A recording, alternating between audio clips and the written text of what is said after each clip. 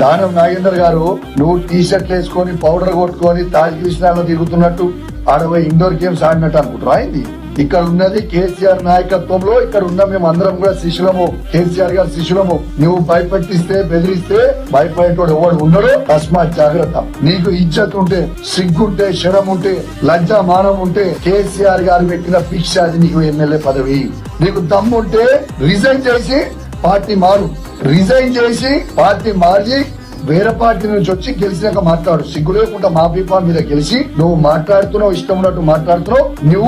మేము సవాల్ వేస్తున్నాం, నువ్వు రిజైన్ చేసి మళ్ళా పోటీ చేయి. కానీ నువ్వు ఆడి నుంచి ఉండి మా శాసనసభ్యులని మమ్మల్ని బెదిరిస్తే భయపడేటోళ్ళు ఎవరు లేరని తెలియజేస్తూ, మరియు యావత్ తెలంగాణ లోకానికి కూడా నేను దయచేసి గమనించమని కోరుతా ఉన్నాను. ఒక శాసనసభ్యుల్నే స్పీకర్ సాక్షిగా మిమ్మల్ని చంపేస్తాము, మిమ్మల్ని రోడ్డు మీద తిరగనీయము అని బెదిరిస్తా ఉంటే